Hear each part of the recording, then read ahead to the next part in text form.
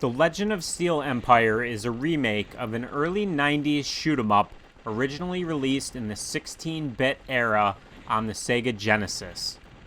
It's been previously re-released in 2004 on the Game Boy Advance and in 2014 on the Nintendo 3DS. Now, in early 2024, we've been given an HD remaster based on the PC version from a few years ago. This new version sports some new high-definition graphics and reworked controls.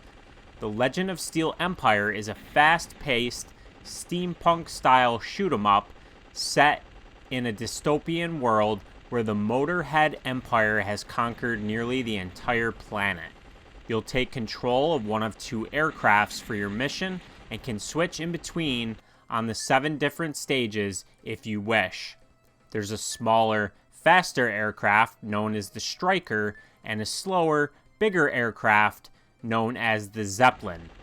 When controlling these aircrafts, you have 3 buttons you'll utilize for your attacks: X to shoot left, A to shoot right, and the B button on your controller to launch out a screen-clearing bomb if you have any in stock. The control setup is simple, but it works really well. They did a great job of utilizing the space on the outer border of the screen, displaying your power level, health, score, bomb count, and how many lives you have left.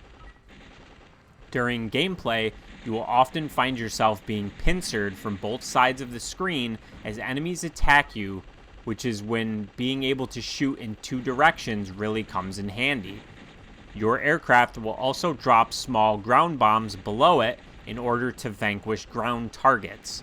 It's exactly what you would expect from a shoot-'em-up that's not a bullet hell style shooter. You can collect different types of tokens to power up your aircraft, as well as replenish health, $ tokens to earn points, and you can even earn 2 drones that will give you a wider area of attack. Collecting 3 power-up tokens will level up your ship's capabilities up to a maximum of level 20. There's a good bit of variety throughout the 7 stages, with some sections feeling claustrophobic as you won't have a lot of room to maneuver around without taking a hit, and others causing you to move diagonally rather than simply horizontally. During each stage, you'll battle a variety of different enemies and bosses, each with their own attack patterns. Some bosses will feel extra tanky as you'll battle through their multiple different phases before coming out victorious. Emerging victorious at the end of a stage will result in you seeing how many points you racked up during that level. You'll get a bit more of the story in between each stage, and then you'll be right back into the fray. The game saves in between missions, so you don't need to finish a full playthrough in one session, which is nice. You can easily continue right where you left off. I found there was enough variety in the levels and enemy design to keep me engaged throughout. It took me about an hour to play through the entire game, but there's multiple difficulties to choose from, so there's plenty of reasons to challenge yourself and come back for more. Now to briefly discuss what the game's lacking. It would have been nice if there was an in-game manual to explain what the different tokens are, rather than forcing the player to figure it out. It's also unclear what the main differences are between the game's different difficulty levels. Are there more enemies? Do you take more damage? Do you do less damage? What are the differences? I certainly don't know. There's a training mode you'll unlock after beating the game once, which allows you to practice any of the stages. It's a bit weird this doesn't unlock sooner, as in after you complete each stage, it should unlock in training mode, but I digress. Also absent are online leaderboards, which for a genre that leans on high scores, it's a bit of a curious omission. You will be able to post your scores to a local leaderboard though. It appears there's an art gallery, but after clearing the game once, that feature was still locked for me. There's a set of in-game achievements to unlock as well, but the requirements and conditions for these seem to be a bit buggy.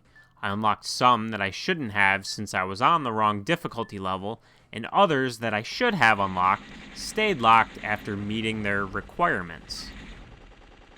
I didn't run into any major issues while playing, the frame rate seemed solid and the game didn't crash at all. But the audio definitely needs a patch with some improvements. First, there's some audio glitches which will pierce your skull.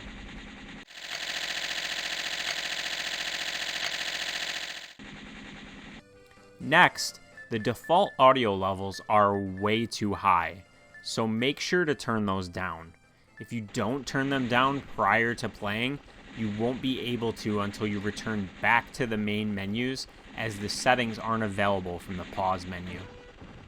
The Legend of Steel Empire is an experience that's enjoyable, but is lacking some of the bells and whistles that would make this an easy recommendation.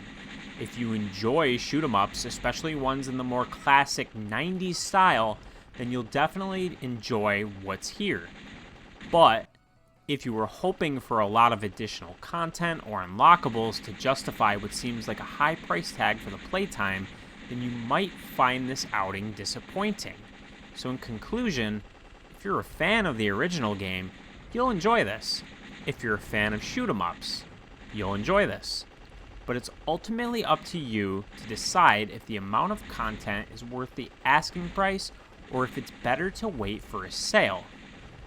But at least what's here is a lot of fun to play. Thank you for watching this review. If you enjoyed it, please like the video, comment below if you have any questions, and subscribe if you haven't done so already, as I cover a lot of different indie games on my channel. Hope to see you on my next video, but until then, have a good one.